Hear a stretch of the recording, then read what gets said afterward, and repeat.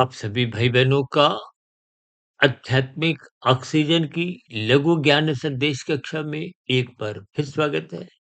आज की चर्चा रजोगुण को लेकर है कि रजोगुण को अकेला मत छोड़िए।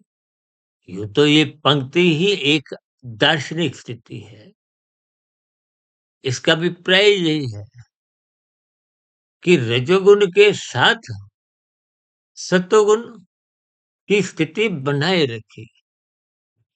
यानी कि रजोगुण को अकेला मत छोड़े। जैसे कभी-कभी आप बाजार में जाते हो ना, बच्चों की उँगली पकड़ लेते हो, लेकिन बच्चा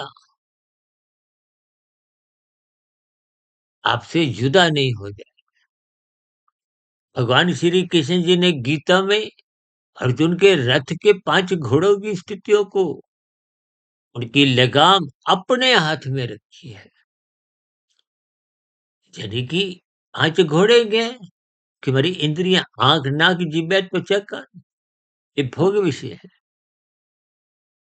जैसे बच्चों का उंगली मत पकड़ो तो बच्चे बिगड़ जाते हैं। बच्चों को निगरानी में मत रखो तो वो बिगड़ जाते हैं। बिगड़ने का अभिप्राय आवारागर्दी से है। गीता में भी तो उन घोड़ों की लगाम इसीलिए रखी है कि वो दिशाहीन नहीं हो। आज आपके हमारे भोग विषय दिशाहीन हो गए हैं। आवारागर्दी की स्थितियां होगी। इसीलिए उस आवारागर्दी की स्थितियों में आप और हम तमोगुण में गिर जाते हैं। आज मादक पदार्थों का सेवन निरंतर बढ़ता जा रहा है। ये गिरने की स्थितियां हैं। राज्य स्थितियां में जब आप सत्वगुण का दामन छोड़ देते हो, तो परमात्मा स्थितियां मजबूत होती हैं, वो तमोगुण में गिराती हैं। ब्याह शादियों में भी कुछ ऐसी ही स्थितियां आपके हमारे व्यवहार में दिखती हैं। इसीलिए आज हमने एक दार्शनिक पंक्ति कि रजोगुण को अकेला मत छोड़ो। जैसे आजकल देखिए कुछ ऐसी बातचीत निकलती है ना कि बच्चे उठाने की स्थितियां,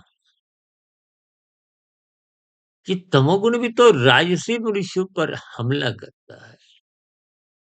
हमला का अभिप्राय ये राजसी स्थितियां, परमात्मा स्थितियां, रजोगुण जब गहरा हो जाता है, गहरे का अभिप्राय जब वो सतोगुण का दामन छोड़ देता है, उंगली छुड़वा लेता है, अपनी मनमानी करता है। आज राजसी स्थितियों में संसारी मनुष्य अपनी मनमानी पर ही शास्त्रों को छोड़ चुका है। कर्मकांड भी अध्याय अधूरे ही करता है। लोभ से या भय से ज्ञान पूर्वक स्थितियां बनाता नहीं। ज्ञान का अभिप्राय सत्वगुण से है। एक मर्यादित स्थितियां हैं। संकेत समझिए, क्योंकि जब जब आप रजोगुण में सत्वगुण का दामन छोड़ देते हो, भगवान श्री कृष्ण जी ने उन 5 घोड़ों की लगाम तो अपने हाथ में रखी। यानी कि अपने मन को बुद्धि के अधीन रखो, अपने जीवन को गुरु के अधीन रखो, बड़े के अनुशासन में रखो, शास्त्रों के अनुसार चलाओ, परमात्मा की शरणागति करो। जब जब आप सत्वगुण का दामन छोड़ते हो, यानी कि जब जब रजोगुण को अकेला छोड़ देते हो, संसार में धर्म को कमजोर बना लेते हो, तो फिर रजोगुण बिगड़ता है। बिगड़ा का कारण ये तमोगुण की स्थितियां। बिगड़ना शब्द एक तामसी वृत्तियों के लिए है। वृत्तियों की पहचान करें। आज आपके हमारे भोग विषय इसलिए बिगड़ रहे हैं क्योंकि आपने हमने धर्म की स्थितियां कमजोर स्वयं बना ली है।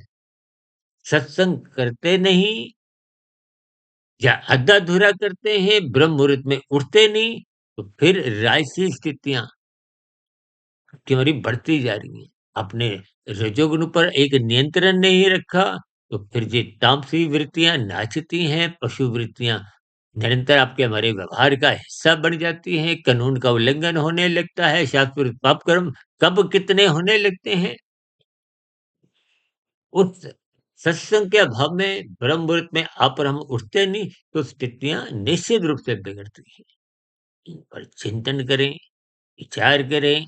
इसी बात को ही ध्यान में रखते हुए आज की वीडियो का नाम रखा है कि रजोगुण को अकेला मत छोड़े।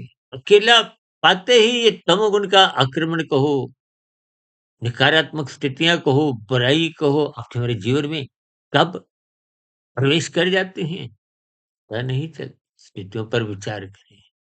आपकी प्रतिक्रियाओं का नीचे कमेंट्स बॉक्स पर स्वागत है। चर्चा विशेष को सुनने के लिए आप सभी भाई-बहनों का बहुत-बहुत धन्यवाद। नमस्कार।